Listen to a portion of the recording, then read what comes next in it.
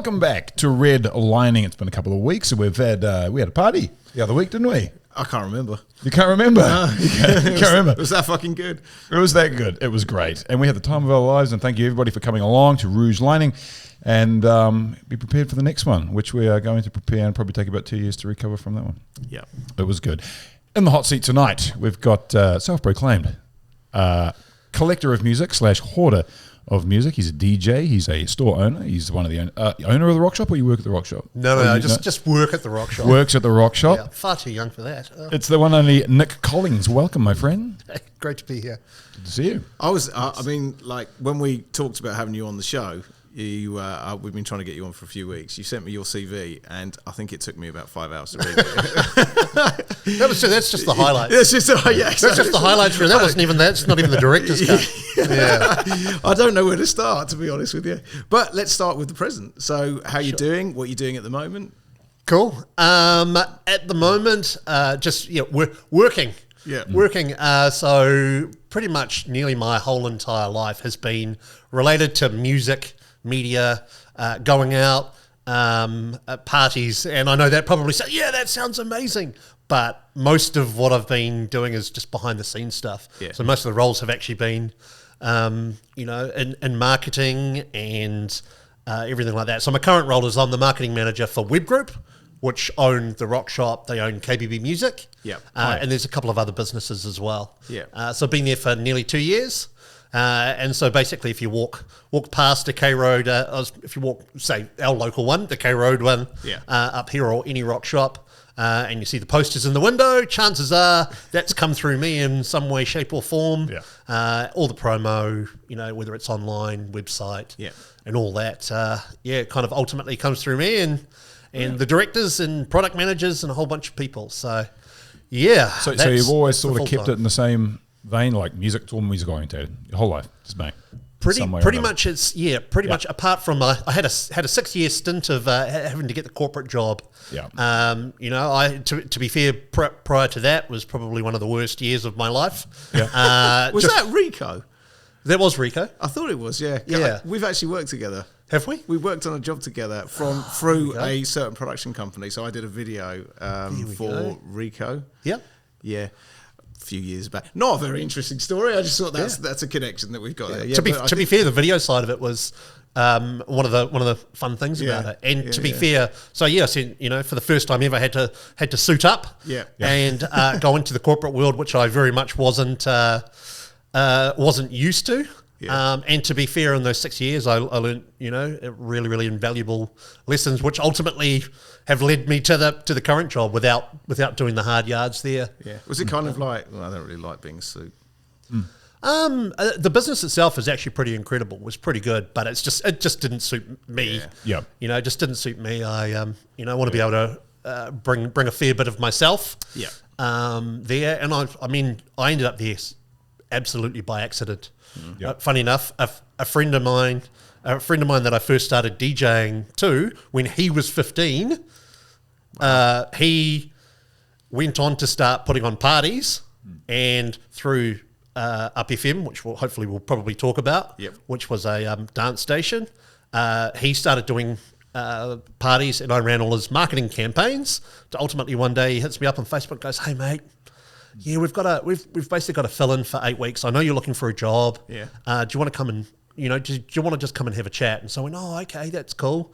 And 8 weeks, turned into 2 months, then turned into a year, and then turned into a promotion, and then another year goes by and another promotion, and all of a sudden it's 6 years, and I'm like, oh wow, that's crazy. So that the corporate side of it is a very, very small part of it, but everything that I've sort of done has always been music or media or stuff like that. I just, it's always been just love music and always wanted to be around it whatever way possible. You mentioned Rip It Up magazine just before we turned it on. Yeah. What was the story there? Were you a journalist or...? So originally, I guess everything's kind of all intertwined, and I'll try and give you the origin story as brief as I possibly can. Got into music, started a record store, when I still had that record store, I started a radio show on a radio station that was the sister station to George FM, which was called Up FM, and started there. After the record store sort of ran its course, I ended up as the program director at the radio station, became the general manager of that radio station. The owner of the station sold it to the company that bought Rip It Up, that ultimately bought Rip It Up. Yep. So Up FM kind of ran its course as well, and they were like, hey, do you want to come and work for Rip It Up doing online content? Yeah. So what happened to Up FM? I think I remember it. Like, what's the story there? So Up ran from 2002 until 2013. Yep. And ultimately, any kind of dance entity that isn't a major or one of the two pretty much major corporations, it becomes incredibly hard to find funding. Right. And the business had Groove Guide, it had Rip It Up magazine, and it had Up FM. And they decided to take it in a slightly different direction. Yep. And so it sort of wound up. Was the magazine was that kind of a New Zealand version of like Mix Mag or something around those lines, or was it more like Time Out? London Time Out. Yeah, so it was. Yeah, it encompassed everything music. So Rip It Up was like an institution of music in New Zealand. It was interviews of local acts, interviews of international acts. A lot of, I guess, major players in music or people that have contributed over the years in some way or another have either written for Rip It Up, have taken photos for Rip It Up, have been editor for Rip It Up. So Severe was editor for a little while. Murray Kamek, he was heavily involved in it for years. I think he might have even owned it at one stage. So it's got a very rich kind of history. So they do like event reviews, like club reviews, and like review music and interviews. So it was kind of everything sort of media related. So you did right. It did movie reviews. It did CD reviews. Album reviews. I remember that. Yeah. CD reviews back on my day. I guess it's sort of irrelevant these days with the internet and stuff like that. So Rip It Up's not around anymore, is it? No. It's gone completely. Not even a digital presence. No. So it's been a lot of that archives were purchased by Audio Culture. Yeah. Which is funny enough, Simon Gregg and Murray Kamek is involved in there. So it's kind of gone full circle. Yeah. So they own, or to my understanding, they own all the archives, and they're very, very slowly preserving it and uploading some of the old articles. Oh, that's cool. Which is awesome, because when I worked there, there basically would be a room of all the old magazines, and I'd just sit there going, man, this is 1984, blah, blah, blah. Yeah. Here's, it was like, here's the birth of grunge. Yeah. Here's an interview with Kurt Cobain, or, something like that, or, so it's got a rich history, and if you know anything, or learn anything about me, is I'm all about preserving the history, kind of telling the stories, and sharing it with as many people, old, young, as possible. So I've done, I'm just off my own back. I do that in a very sort of informal sense. I love some of those old magazines. I mean, you go into a shop or someone's house and they've got like, I don't know, Rip It Up, or even like a TV guide from 1995 or some shit, and you look through it, the ads and houses for 50 grand, and things like that. And that was 2 years ago, wasn't it? Just about. But you see things like that, and I was even some of the old TV shows, like you jump on YouTube now and it's quite classic. You'll see like a 345 Live or something along those lines. And they're in. I saw one, and it was Nick D. It wasn't a 345 Live, but anyway, something. Nick D, I think it was, interviewing Kid and Play, old hip hop from way back, and he was high as fuck. Like, it was weird. It was like Kid and Play was. He was just like this the whole time. It was fascinating, and watching them try to talk around it. Anyway. Funny as hell, but seeing some of that old stuff and come up like that, and just geez, the memories. It's cool. Yeah, I love it. It's awesome. It's the aesthetic, it's the style. Yeah. For anyone that was there, you generally have that nostalgic moment. Yeah. And people like telling those stories. Yeah. Sorry, I was just going to say, what was your first role at the magazine? What did you do? For Rip It Up? So my sole role when I was there was online content editor. Okay. So basically anything that you wanted to put online and get out there. Yeah. So a lot of it was, taking the articles that were already in the printed magazine, making sure they were up, but also getting into, one of the biggest articles around that time was when Rihanna was here and she got that tattoo. Oh yeah. Yeah. And it was it was a big deal. Like it's, depending on how passionate you are about music, but I'll go, I'm going to go interview this band and I just got like these amazing stories out of it. And it'll be like, that got 1,000 hits, but Rihanna getting a tattoo, that got 140,000. And you're like... So you have to get. I guess you have to have a certain amount of detachment from the stories where you might, like you say, you look at that and go, but you've got to think, well, this is what people want to read, isn't it? However garbage the story might be. Yeah, well, I think it's still. I think if every article was about someone famous getting a tattoo, then it would be pretty thin. But as long as you get a good balance with some of those really passionate stories, then some of the ones that ultimately, I guess, in this day, they get you the hits. Then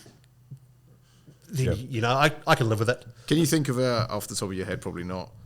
Can you think of like maybe one of the more quirky stories that you probably saw or you could put on? Robbie Williams shagging some Kiwi chick. Remember that? Yeah, it was true. When was that?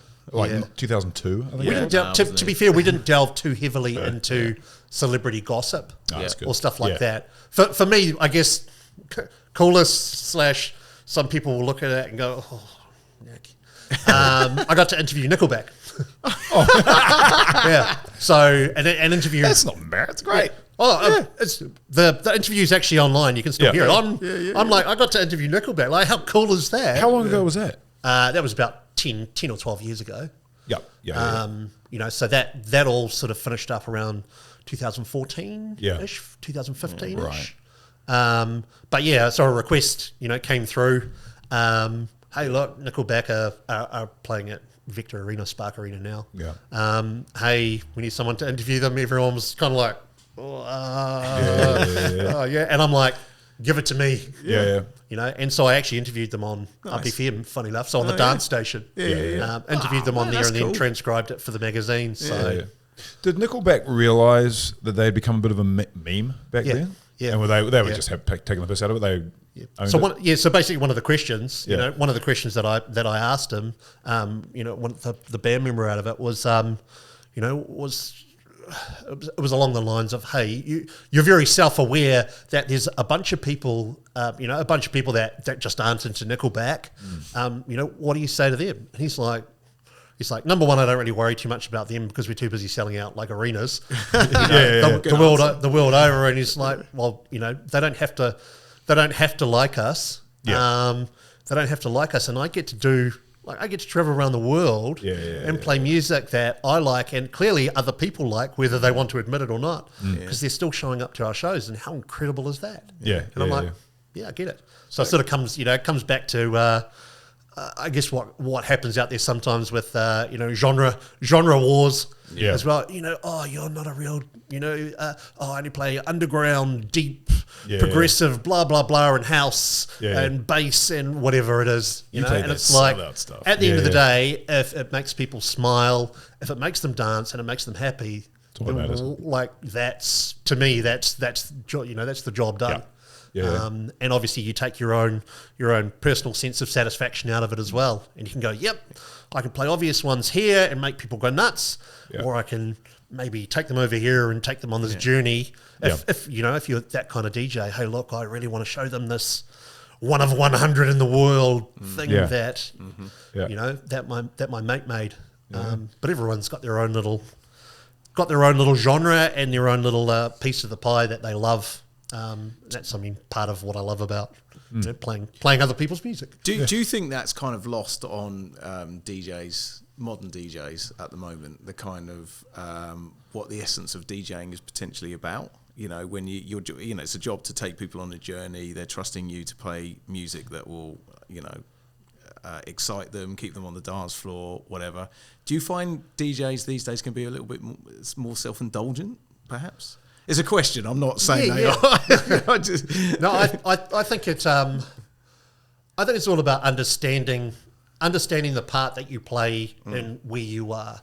So if it's a commercial bar, if you want to, I'm going to educate this crowd, you're probably not really there to educate your crowd. You're there to play the bangers and play the hits and make them go nuts. Yeah. If it's a nightclub that bills itself as, say, a house club, and all they do is come in and play remakes of pop records, then for me that might be that might sort of blur the lines between what, or more so the reason I guess I go out. If I want to go to a commercial bar, I go to a commercial bar. I don't really want to go to a house club and hear remakes of the songs that they play at the ber I didn't want to go to. That's sort of my take on it. Yeah. And certain genres throughout history, all of them have their moments. There is, if you look at it, there's about a 3 or 4 year period where a specific genre is the it genre, and then they move on. And you normally know that a genre is either about to flip or it's politely over when it's got every remix under the sun has been done, or they're remixing. They're remixing pop songs as that. So at the moment, at the current time at 2023, we're still very much in what I consider to be the pop and bass realm, where drum and bass was very much this underground, dark, dirty thing, and it's now evolved into this thing that has very traditional pop vocals, and there's remakes of every song type thing. Of course, there's still the underground drum and bass, and that's great. But there's that. But before that was, your electro house did that, your dubstep did that, your trap. Trance did that, hard dance did that, hardcore in the 90s did that. House has always been doing that. So what's your genre of choice for you? Like what you like listening to and like playing? Sure. To be fair, that's probably the hardest question we'll have tonight. I've always, if it sounds good, I'm kind of into it. From a DJ point of view, I guess I've always, I think I was saying before, sort of the jack of all trades, and some might say the master of none.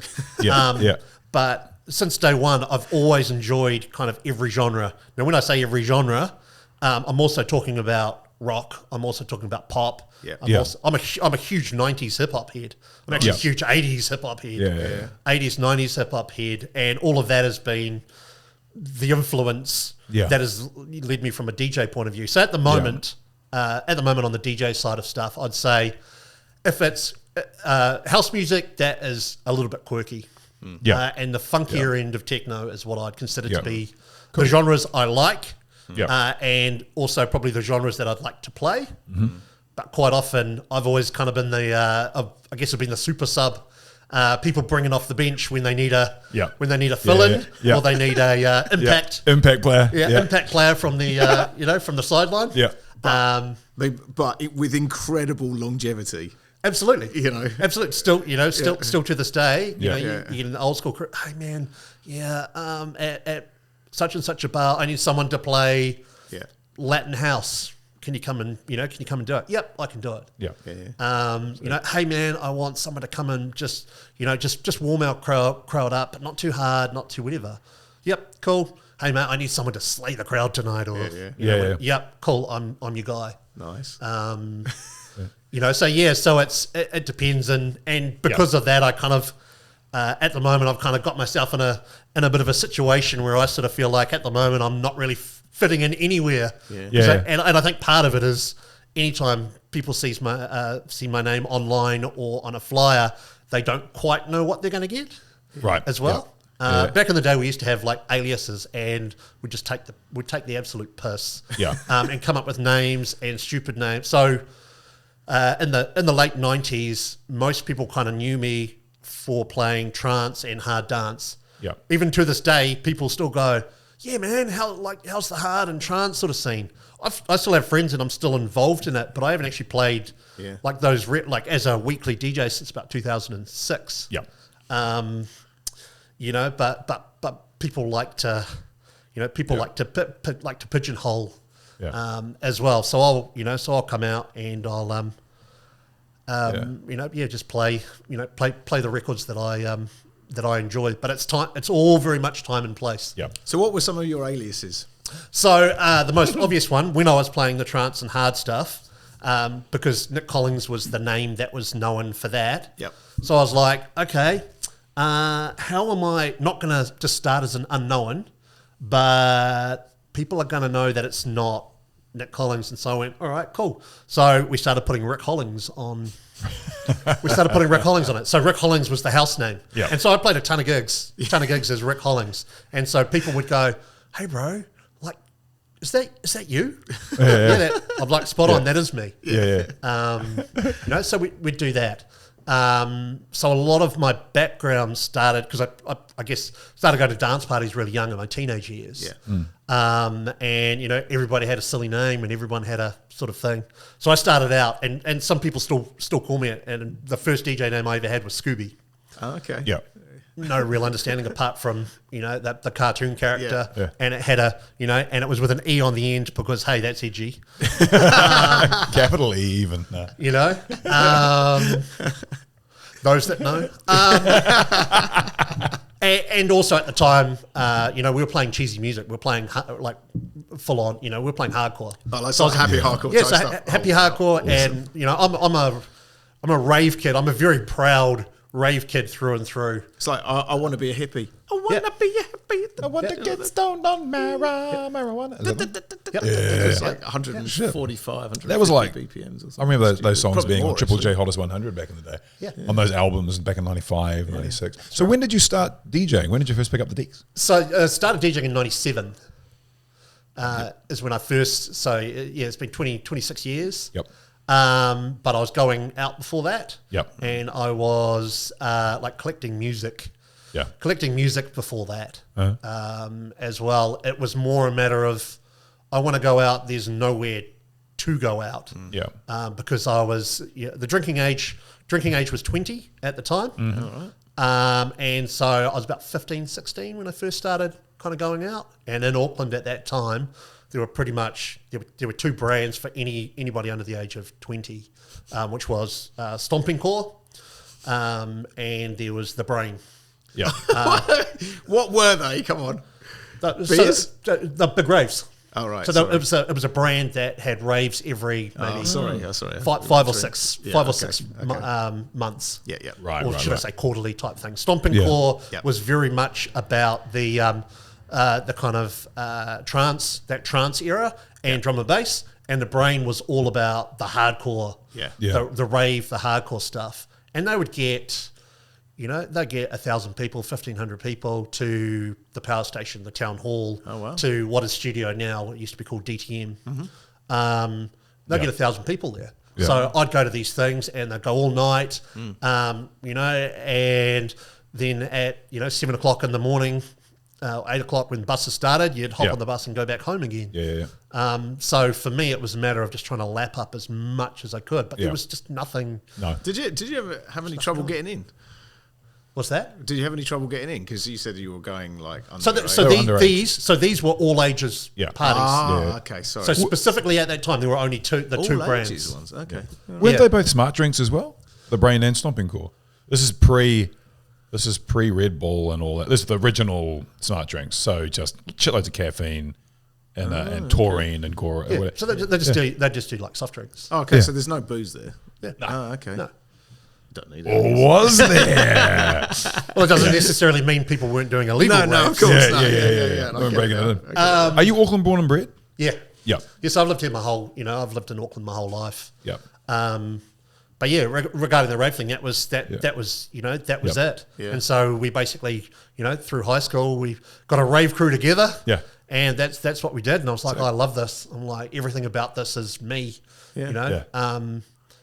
But finding the music, no internet. Yeah. Or the internet had only just sort of started. So finding the music was damn near impossible. So were there any? Was Real Groovy around at that time? Yeah, Real Groovy was. So was that the go-to record shop for electronic music, or was there others? There were others. It depends on at that time if you were in the know, and you were part of that scene.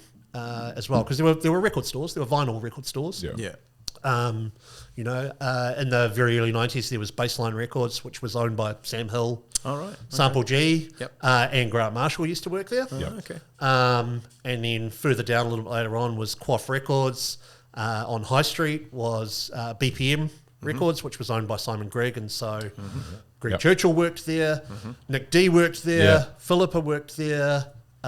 Pressure, drum and bass. DJ. So they, basically, I'll politely say young kids, as young whippersnappers were, they all worked behind the counter there. Yeah. And there were numerous other sort of just kind of secondhand record stores around as well. Yeah. So there was a scene brewing. Another one, Fat Wax, was another one that... That's quite a lot.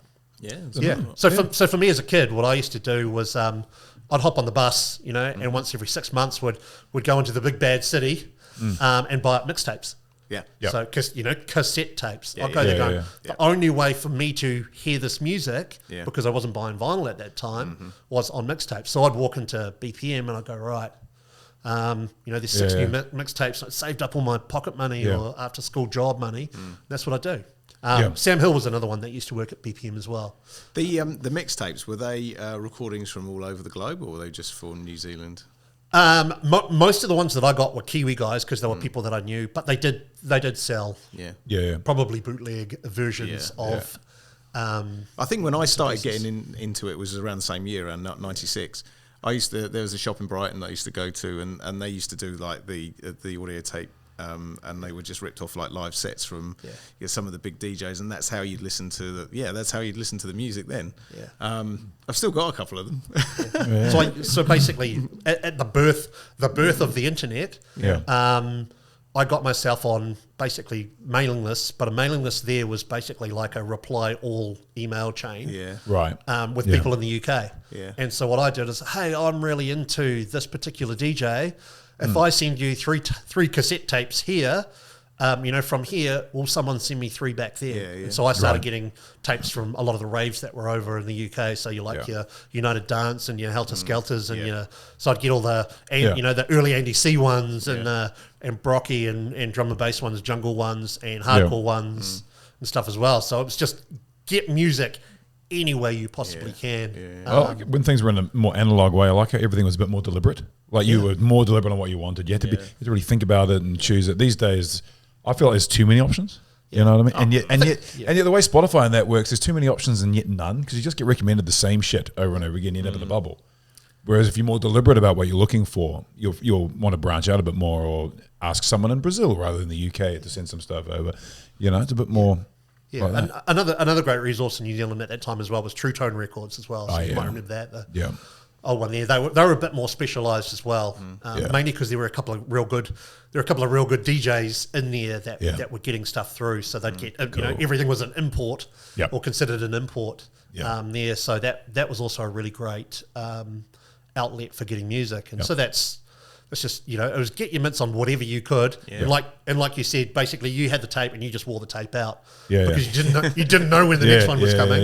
And you sure as heck didn't know what the song was because there was no Shazam.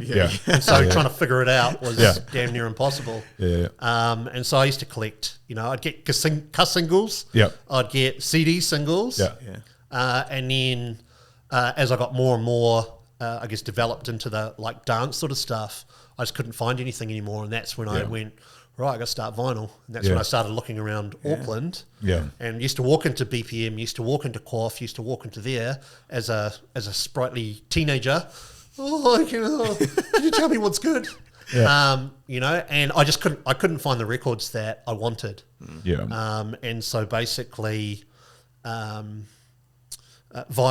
the internet and via that mailing list, I started looking around. There were bugger all pages, pages at all out there. And there was one which I personally credit as probably the first ever like electronic New Zealand dance site called Atmos. And so I kind of went on there, and they had a forum. They had a talking, a chat forum type thing, and I found a couple of other Kiwis, and one of them happened to be a guy called Adam who was playing at some of these brain parties that were there, and he was importing records, so he'd send a fax So he'd send a fax out like once a week or once every 2 weeks. Yeah. Hey guys, what do you want? And we'd just have to order blind. You'd have to go, you know, that right? you'd be like, oh, okay. I've got another record on that label. That might be good. I know who that guy is. And half the time you just have to believe the bollocks that was written in the description. The greatest record ever. Oh man, that's going to be the great. And you get it, and it's just rubbish. So, but he said it was the greatest. So you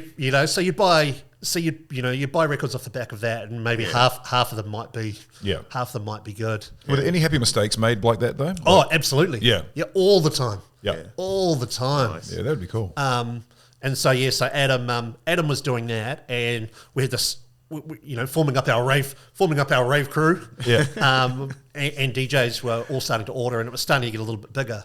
And what Adam realised was I was getting all these really shit hot records. Oh man, what's that one? Oh, that's really good. Okay, well you kind of know. You kind of know what's going on out there. I've got the contacts to make it happen. I wonder how many other people in Auckland are also looking for this type of music, the rave music. And so in 1998, as we opened a record store, which was called Criminal Records. That's amazing. So I was 19, so I wasn't even legal to go into clubs at that time. So you started that at 19. Did you have a shop front? So you actually had a shop? We had a shop, Where was the shop? So the shop was inside one of the other record stores. So the record store was Quaff. And so Andy Van worked there. Philippa worked there for a while as well. And the rule was they did the housey stuff and everything else, and we did the rave stuff. The whole idea was to just get a hub of people going down there, and it would help each other. And so we had a tiny little prison cell of a spot. Did you have a listening booth where people could go? And we just used to import stuff. And so at 19, all of a sudden I got my own business. Was just starting to DJ at night. And I had didn't have a full-time job, but had a part-time job 4 nights a week, which basically helped me to fund the record store, or at least eat that week, because the record store was, hey, look, we're building it up. Hey, this is a bit of fun. And then it moved to 2 spots over the next 2 years. Adam left the business in 99, and then I carried it on until December 2008 is when it officially finished. Wow. So I had it for a decade. Wow, that's amazing. Sold records for a decade. And so that era of 1998 to 2008 musically was incredible. Absolutely, like quite a few people consider it to kind of be one of the golden ages of especially electronic music. And the premise that we sort of had was, if you walk through the door, it's not we're too cool for school. It's not, some of the things that we had experienced in record stores because we were young, we were just intimidated by who was behind the counter. And we're like, oh man, they're just going to think we're a dick if I ask for this. So we just tried to flip that and make it really welcoming. And so we were predominantly sold all forms of house music. We were for quite a while there one of the only stores that sold trance, hard stuff. We dabbled a little, funny enough, customer orders for hip hop and stuff as well. Did you keep the premises, or did you move premises? Because you surely grew. So we started in O'Connell Street. And then we went. Do you know where Elliott Stables is? The food court. Yeah. So that food court used to be a little mall. I remember. So the structure's still there. So when I go and eat, I sort of sit there and I'm like, this is weird. This is weird. So we're there, but funny enough, just ridiculous. We got evicted for noise. Oh, really? You don't say. Yeah. Go figure. Who knew? We told you what we were doing. We told you, So and then Adam went off and did his thing, and I kind of hit a bit of a crossroads. Of what am I going to do? I was still getting records through, so I'd still ordering them. And I used to have an FPOS machine, and literally I'd go around to mates' places on a Friday afternoon or a Saturday, plug the FPOS into the wall, and people come around and listen to tunes, and it just turned into a little mini get-together of your mates. Oh, man, that's awesome. But that was never ever going to be bigger than a bunch of mates, and it just was really unprofessional. Yeah. And so I was like, right, do I want to give it a bit of a nudge? Yeah. And so in the year 2000, I opened properly on my own, which was on Simon Street. Yeah. Top of Simon Street. So that was the longest run of 7 years in the same spot. Yeah. So DJing, did you start on vinyl?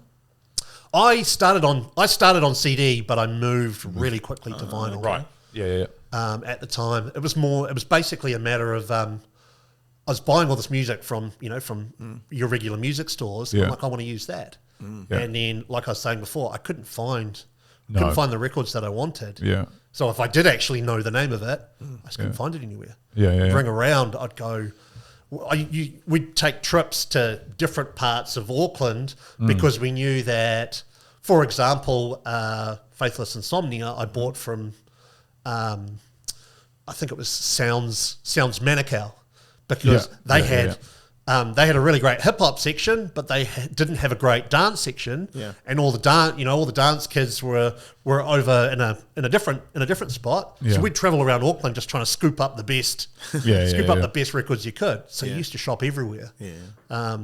Pre having a store. And then with the store was ordering it in, and then over time, with the advent of MP3 and technology, it kind of it died out, and the biggest change I guess I noticed was, people weren't coming in as often. And that's what I missed. I missed the interaction. Funny enough, talking crap, talking absolute crap about music and memories, and that was a real key part was the community building. And that's a part that it took me a long time to realize. That's actually what I really enjoy, and I'm actually okay at it. That kind of thing goes online now, isn't it? So it's not face to face anymore. It's but it's never the same, text, isn't it? No. So the first introduction, funny enough, to online. So I was saying before that Atmos to me was the first kind of electronic website dedicated to that. Then a couple of other ones popped up, and in 1996. My girlfriend at the time basically started. She started one, and I was basically the guy that scanned the flyers. So we'd go hit town, the record stores, pick up all the flyers, come back and start scanning them, type thing. And so late 1996, she started a website called NZRave. It started as nzrave.co.nz, became nzrave.com, and that ran till 2010. And so that basically had a whole bunch of, it was very community based, and that was all, that was gig guides and flyers, and it was kind of pre having audio on the internet as well. So we had that kind of, we had that brewing. I had a record store going over here. We were DJing over here. And a big part of the DJ side of it as well was representing all ages gigs. So that's something, that's something that I've always sort of believed in, and also something that I think right now, if we were going, what do we need right now? I would say I would really love to see an all ages scene. I would like to see some parties for people that are under the age of 18, because it was basically they were feeder. They were feeder people that I know. People that I know now. Half of them have just turned 40, but we were. They were coming down 13, 14, 15 type thing, and they were listening to that music as soon as they turned 18 or 20, as the case may be. They were coming to the clubs that we were playing at because they had this, they had this affinity, and they knew who we were. But it also wasn't just this big jump of, we're 20, we can go crazy in the clubs and turning club culture a bit. Just a bit shit.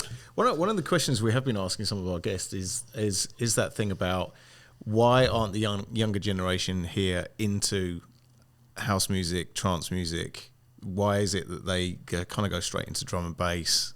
So whenever you go to our, you talk about Testament last week, the 90s, okay, this was the 90s rave, so it's bound to have older people, but even when you go to other house and techno gigs, the age is older, like the demographic is older. So I didn't know about these underage parties. So maybe that is the reason why we need to bring that back in to try and get some of the younger generation into this kind of music. So I think, I definitely think there is. Part of that reason is nobody wants to do what their dad did. For starters, hey, because I ran my day, I ran. Yeah, well, why the hell do I want to go out all night? That sounds awful. Yeah. I think the culture would be quite different now, though, because when we went out to like all age, because I went to a few of them as well way back, there were no phones, no cell phones or anything absolutely. like that. So you were there for the music, the chicks, but you were there for the music and the socialising and all that sort of thing. But these days, it's there to be seen there. The tables have sort of turned. It would be interesting to see what would happen if we did that. If they make it all about themselves. I completely agree. Yeah. I sort of think as well, especially in sort of the last decade. I'm assuming it's around the world, but definitely in New Zealand, it's sort of switched from that club culture to like concert culture. Yeah. So every dance act, it's like it's a concert. Yeah. Oh, it's got to be that big, and it's got to be there, and they've got to be, and it's over by 10. And it's over by 10 o'clock. Yep. I'm not suggesting that everything has to be all night. Yeah. No, because it's kind of like it's a performance. And the music is correct, not necessarily secondary, but not as important as it used to. That's the reason you go is for the music, right? Yep. It's a slow process. Sounds like you got to wean them back in there. Yeah. If you start the all ages thing, wean them back into it. Yeah, and it's exposure. It's exposure to music, right? Mm-hmm. If the predominant media outlets, your George FM or whatever they're pushing, because it's the hot thing right now, then of course people are going to gravitate towards it. What we used to find in the late 90s, was we'd sit there and it'd be like, oh, okay, the kids really like Alice DJ Better Off Alone type thing. They like that. They like the big singy songs type thing. But it's the feeder to get them into the more underground stuff. Here's a house track that happens to be on the radio. Yeah. Well, I love that tune, but hey, here's 3 that I never knew existed. All of a sudden, they're like, actually, and as their tastes mature, they get older, and those influences all change. Then a whole bunch of new things came through, and that's what we found, right? And I very much.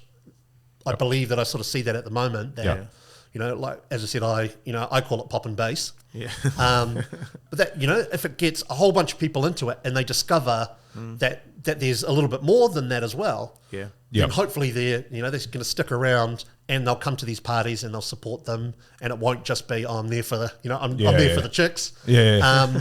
Hey, I'm there for the chicks and I'm there for the music. Yeah. So it's sort of. That's what I'd like to see, sort of all ages wise. Yeah. That there was sort of as the generations went through, it just sort of fell off. Yeah. And it was the same with certain genres as well, almost not existent in Auckland anymore. For example, trance music, for example, was one of the most predominant sounds. And they get 3,000 people at the St James. Yeah. Listening to.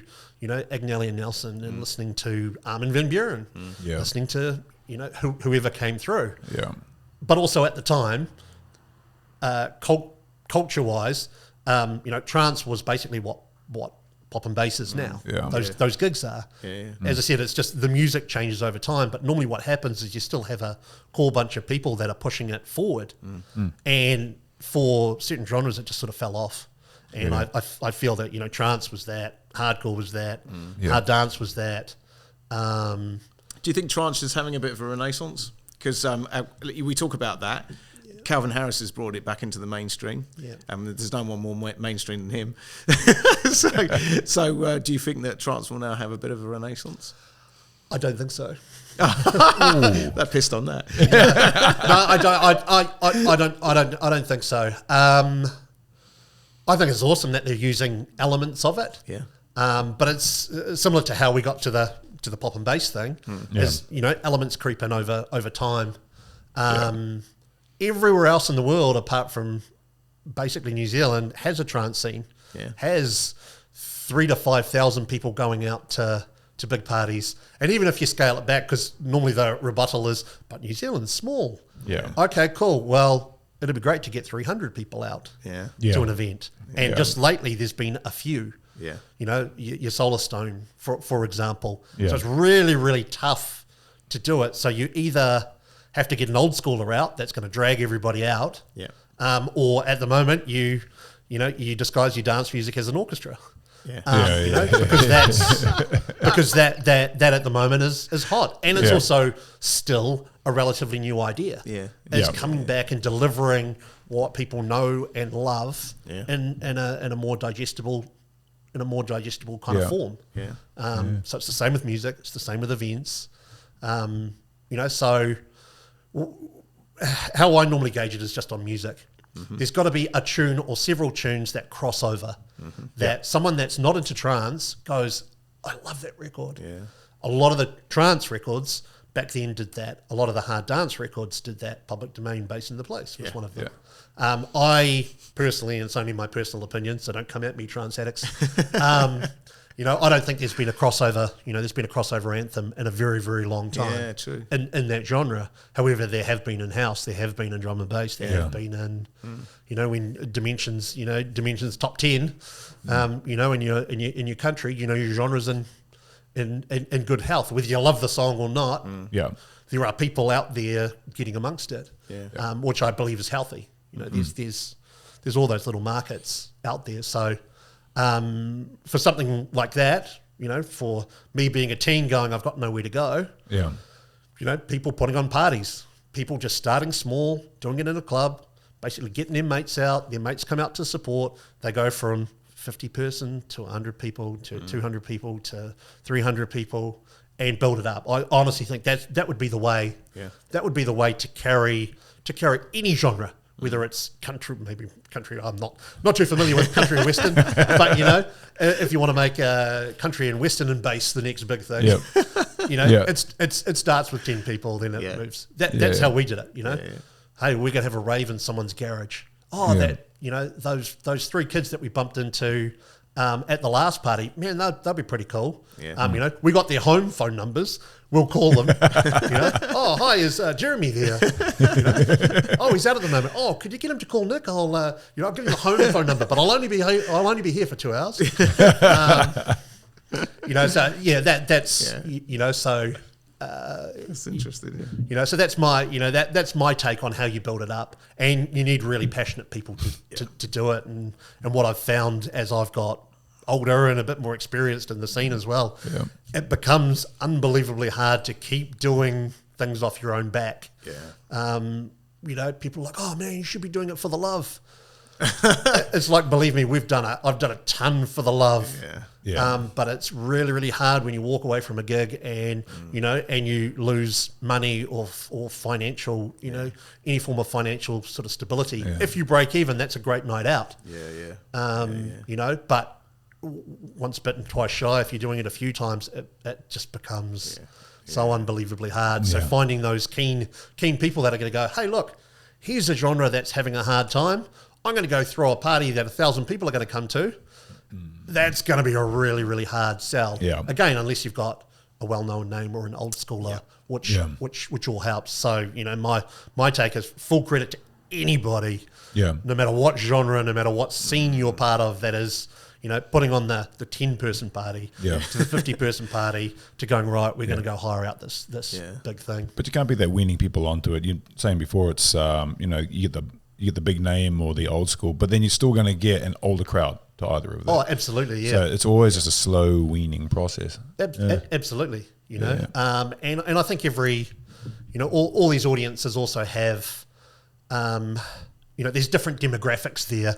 Again, it's like most people, not everybody, but most people don't want to go partying with their parents. And if they're like, oh, I'm going to this, I'm going to this thing because, I'm going to the Ministry of Sound 90s Testament because I grew, I was in my 20s, my prime clubbing age when this came out. And they're like, yeah, Dad, you go hang out with your mates. I'm going to go hang out with mine.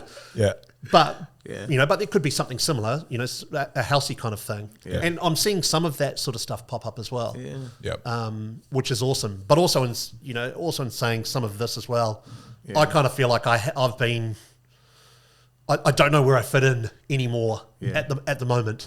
I feel like I got a ton to give. And at the moment, I just don't know where it's sort of at. And the way that I describe it is, it's kind of like a ladder, right? As in 1997 when I started, I was happy to be here.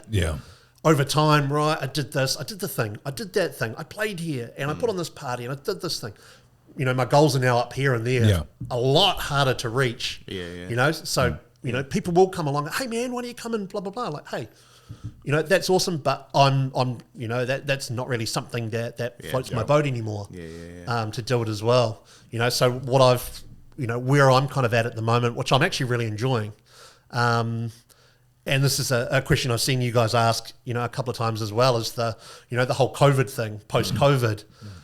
So what we did during COVID was in the, I think it was the first or second week of COVID, two of my friends started doing live streaming. And so they went, and they are, and I'm, you know, wouldn't be speaking out of turn, they're technically an apt, or an apt, I should say. You know, and they went, cool, plug in the phone here, and it plugs into that, and all of a sudden you can see me. Yeah. And this is crazy. And so one night, you know, they messaged out to the mates, hey guys, you've got nowhere to be. Come and watch me on this Twitch thing. And so I went, oh, cool, you know, and people showed up. And I was like, oh, hey, man, how's it going? And then the following night, it's like, oh, okay, well, you play first, and then I'll play after you at 8 o'clock. Oh, okay. And so on the second or third day, I saw that they were doing it, and I was like, I think you guys are onto a winner here. But you just need the structure. You need to pull it all together. I'm like, well, why don't we do it like a gig each day? Whoever wants to play just goes, I want to play this time to this time. We do a flyer, and we just start like getting it out there. And so we formed a group called Lockdown Legends. I didn't come up with a name, but and all of a sudden, there's now 1,000. So it still is a Facebook group. And it started, and it was like, we just got 1,000 people in the last day. The next day, now we've got 5,000 people. Holy hell. So it's currently at 13,000 people. Wow. And although lockdown is finished, we still have, there still is a daily schedule that goes on. And anybody that's a DJ that wants to be a part of it can. And it's just like, there's a small group of people that throw it all together. And so for the last sort of 3 years, I've been helping to drive that. I've just recently sort of stepped away from it. I'm still very much a part of it. But I'm onto a few new kind of ventures. And of course the lockdown thing ended and people have gone back to their lives and they've got their jobs and their families, so they can't commit as much. But that turned into, from there that turned into a party, a party and then another party and then another party. And now there's Lockdown Legends in Sydney, Lockdown Legends in Melbourne. That's cool. And they're all of them are doing parties, and it's basically just stemmed from this bunch of mates, where the mission statement was we want to play tunes, we want to drink beers, and we want to talk absolute crap with our friends from anywhere in the world. And that's exactly what we did. So, fun enough, during the height of lockdown, we had, Binary Finery came and played for us. Judge Jules played for us. Wow. Lisa Lashes played for us. Yeah. A whole bunch of other, because they were stuck too. I'm sure if we asked them now, they'd be like, but at that time it was very much a snapshot, a captured kind of thing. From their point of view, it's a good way to carry on being connected to their fans, so. Yeah, and so for me it was a way to continue the media radio, the radio side of stuff.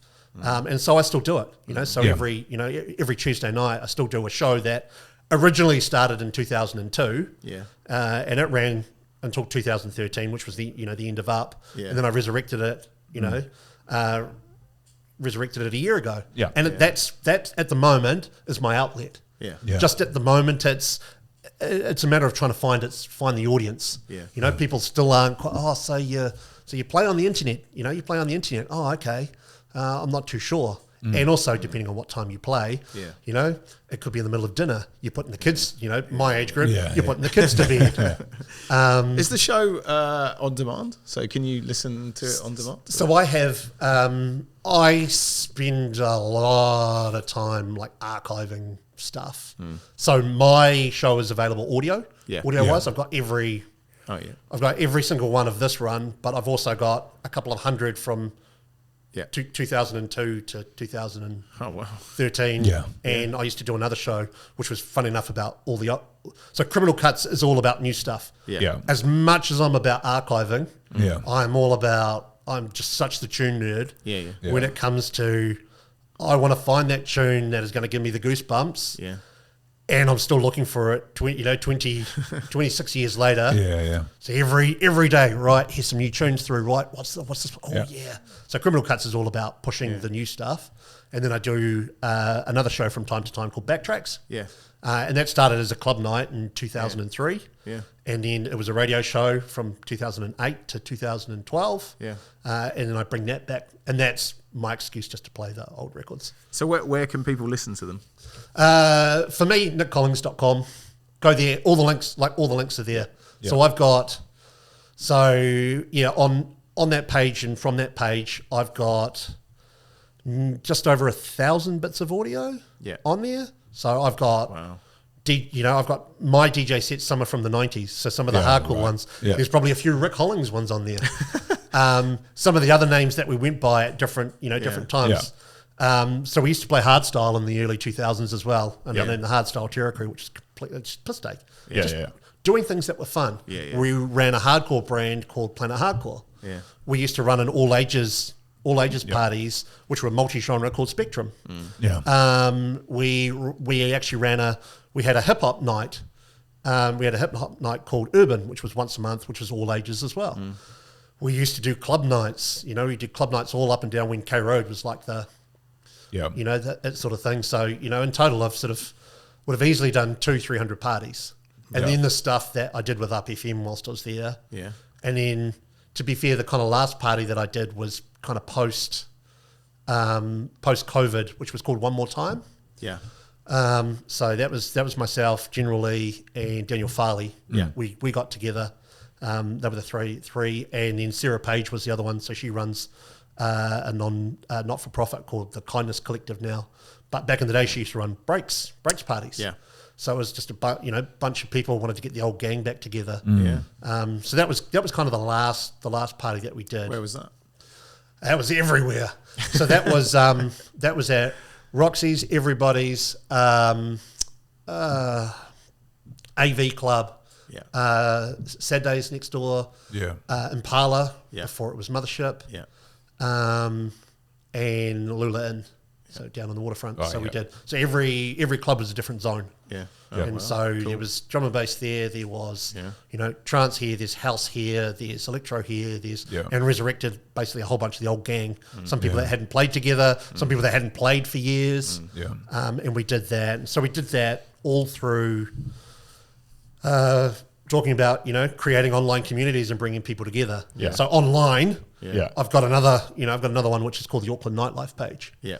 And effectively, there's one called I think it's called the Lost Nightclubs of Auckland City, and that kind of covers sort of 70s, 80s, and 90s, and this one kind of covers 90s and above, and they're two quite different things. I get all up in that one, and I freaking love it. Yeah. And we've got our one as well. Yeah. So people hop on there and, hey, remember this party? Hey, remember that thing? And quite often with, say, classics gigs that do come up, a lot of people get on there. So the upcoming Ferry Corsten party is on there. The Ministry of Sound classical is on there.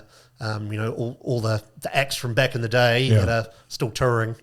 Yep. So it's just a chance for a slightly older generation to still be connected and relevant to it. Yeah.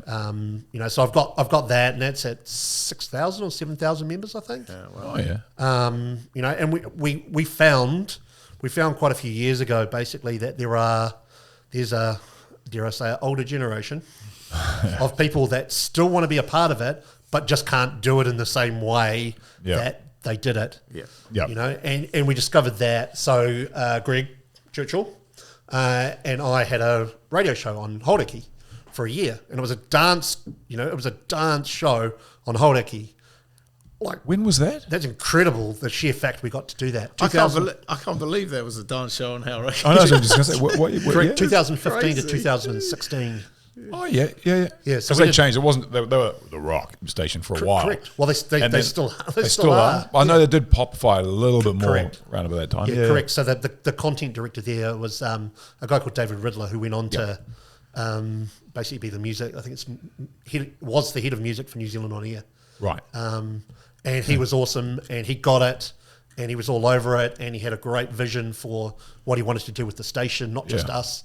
Yeah. And so, we showed up one day and we want a show, and he was like, oh man, it's going to be, and it took about a year of doing a whole bunch of stuff to get it to a point where, I politely say the money men upstairs.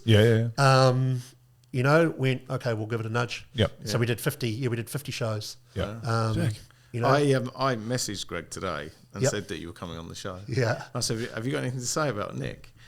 And he put, Greg did all the work when you did the radio. No, he didn't say that. He said, Nick far exceeded all the expectations as he accepted and totally ran the show for the 12 months it was on air, pretty much steering its direction, artwork and format with its incredible knowledge and wide-ranging taste of all things dance music. It was an absolute pleasure to work beside Nick for those 12 months. What was your relationship with Greg? Obviously good. What was it like to work with Greg on that show? Well, for me, it was amazing. Like, everyone goes, and I know Greg hates it, Godfather of House. But for me, as I said, I basically was just a punk teenager, and I'd walk into BPM, and Greg was there, and I would see Greg at playing DJing at parties, pre me partying. So to see the guy that was that was playing the music. Yeah. Oh my God, it's great. Oh no, I'm definitely not asking for that song. He's going to think I'm whack, So anyway, over the years, so through Up FM is where we kind of first. So he was part of Oral Trash, which effectively were kind of New Zealand's biggest electro house act of that era. And when he had that show, it was on George for years. And eventually I, kept having conversations, and they came over to Up. And bought that, and we sort of just stayed in contact, and then he didn't have a show for a while, and, he got together and went, hey, look, have you seen what Holdake are doing? And I'm like, right. No, what? Oh, we're looking to change. We're changing where they're heading. Yeah. You know about radio. You know how to do it. Yep. How do we go about this? And so we just went there, and as I said, we about a year on and off. Sat there, so for me, basically going, I get to do a radio show with this person that I respect. Everybody knows and respects. On a radio station that was is a rock station, that's insane. And anytime I do anything, whether it's a community thing or a Rip It Up or the Up FM thing or my current job, it's always all in, right? I'm either all in or I'm all out. If I'm not motivated, just forget about it. And so for that time it was incredible.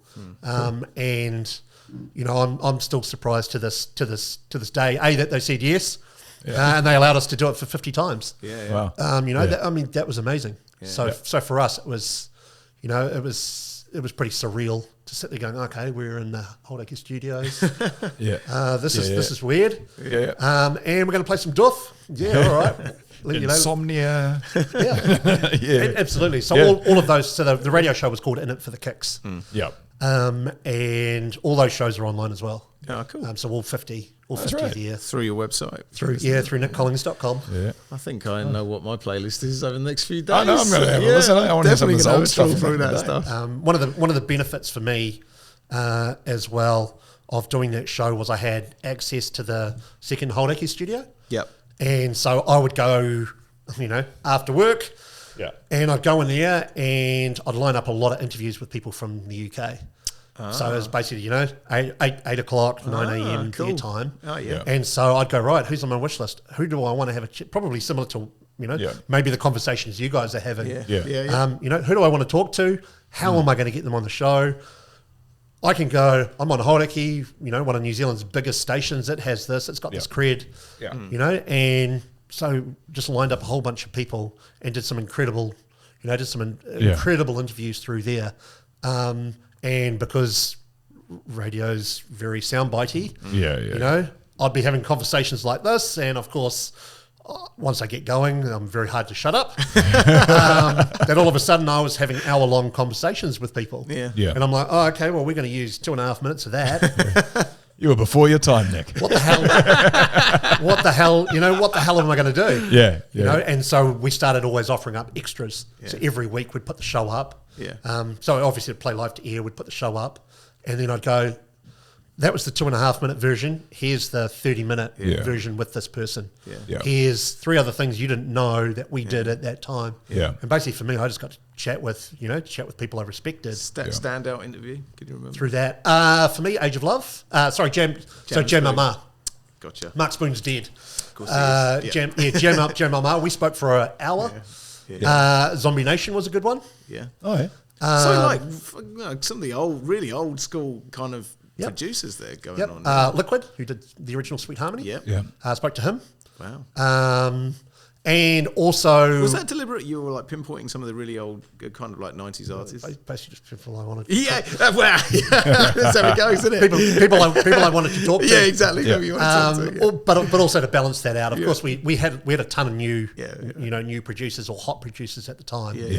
And also it was really, really important for us.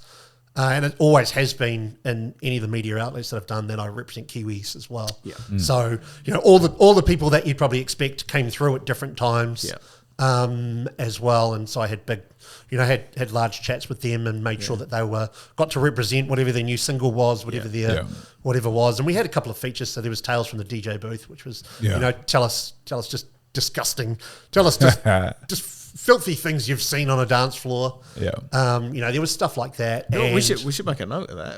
Oh, that's a good one. I know. It is a good one. And getting the high profile Kiwis to basically just tell us about the creation of their big song. Yeah. So it was hey, here's Matt Harvey, was one part of Concord Dawn. Tell us. So before kind of, I guess everybody else was sort of getting all the stories out of it. We kind of got in there. Tell us about that. Tali came through, State of Mind came through. New, old, all of that came through. So, to be able to go, these Kiwi people that are working really bloody hard, I get it. Yeah.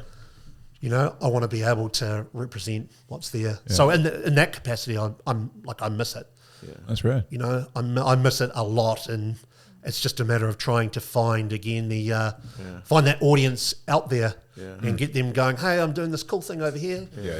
You guys are doing this incredible thing over here. Yeah. Hey, come and watch that. Come and listen to this. Mm-hmm. Here's 3 other things that might be, of interest. Hey, and now come talk crap on the website, on this, on the, on the Auckland Nightlife page. Yeah. Hey, now come over to Lockdown Legends, and we've got our streaming going over here. So I'm still, although sharing that love. Yeah. Yeah, so from a DJ point of view, I'm not really playing much. Not really playing much at all, but still heavily. I'm still, as I said, it's kind of like I feel like I've got a ton to give. Yeah, and it's just a matter of finding where the opportunities are. I feel that we could do another podcast. I know. I'm like, I'm looking you back on. Shit, we got to fucking wrap this up. But yeah, definitely. Holy shit. Yeah. Man, you're right. You can go, and I'm like, this is great. This is brilliant. We've only just started. I know. Well, Nick Collings, thank you very much for coming in. We will definitely get you back, but most listeners can only stand for an hour. That's kind of mad. But thank you. It's been tremendous having you come in, and oh man, I'm kind of annoyed actually. We do have to wrap it up, but we do have to wrap it up because I also have to go. So thank you very much for coming down. And so nickcollings.com.nz. nickcollings.com. To be fair, if you go to both, they'll end up in the same place. Cool. Yeah. But nickcollings.com is basically got a link tree to everywhere. Yep. Yeah. Go in there, explore. You will spend hours and hours. I, over the years, have spent a long period of time digitizing cassette tapes, radio shows, flyers. Yeah. And if you look hard enough, you'll find it all. That's awesome. Nice. Out there. As I said, some say, I like to jokingly go music historian. Yeah. A lot of people say music hoarder. Yeah. Professional hoarder. Bit of both. He hoards everything. Awesome, bro. You can decide. Yeah. Awesome. Well, thank you very much again for coming in. Thank you. I reckon about 6 months' time we'll get you back in again. Awesome. Definitely. New season, new stories. It'll be great. Yeah, it's been a pleasure. Thank you. Thank you. Thank you.